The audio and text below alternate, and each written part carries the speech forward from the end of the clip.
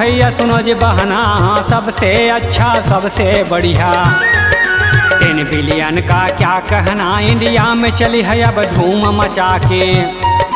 2022 का बेस्ट है, नाम पड़ी है 10 बिलियन, अब चली क्रिप्टो करेंसी व्यापार।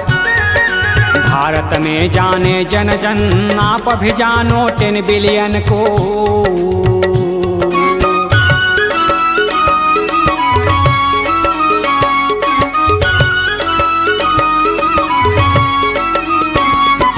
यूएसए चल के आई क्रिप्टो करेंसी का है व्यापार, आप भी कर लो अपनी तैयारी। कहीं नंबर पीछे न हो जाए, काम हमारा सबको बताना।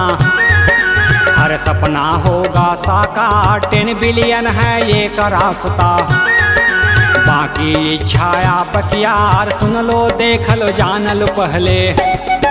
समझ में आए तो पैसा पैसा, नहीं तो दोस्तों पहले जैसा।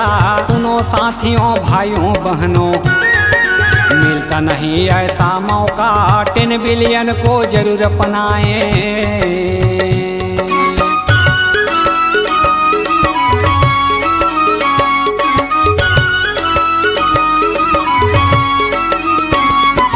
कम से कम है $10 से टॉप अप करा ले अपना नाम, 10 बिलियन में सदस्य बने। बनाना है हजारों काम, हाथ से ना निकले ये मौका। अच्छी इनकम यहाँ मिलेगी, बना ले अलग अपनी पहचान। करते रहे बस अपना काम, 10 बिलियन का लाभ उठाएं। डेली ROI 1% और डायरेक्ट इनकम 20%, लाभ मिलेगा 10 बिलियन में। मैचिंग इनकम 10%, क्रिप्टो करेंसी व्यापार बड़ा है।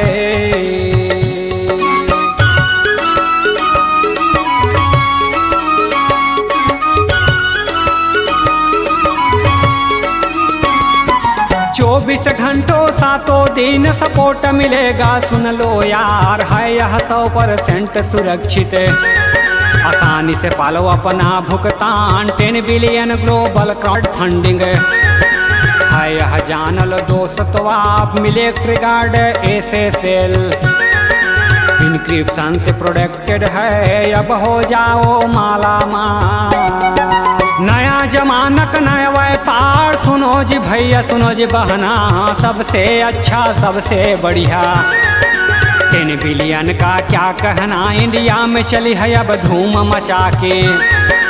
2022 का बेस्ट है, नाम पड़ी है 10 बिलियन, अब चली क्रिप्टो करेंसी व्यापार।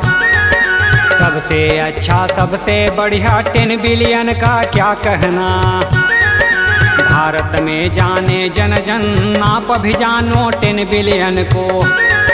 नया जमाना का नया व्यापार, सुनो जी भैया सुनो जी बहना, सबसे अच्छा सबसे बढ़िया 10 बिलियन का क्या कहना। भारत में जाने जन जन, आप भी जानो 10 बिलियन को।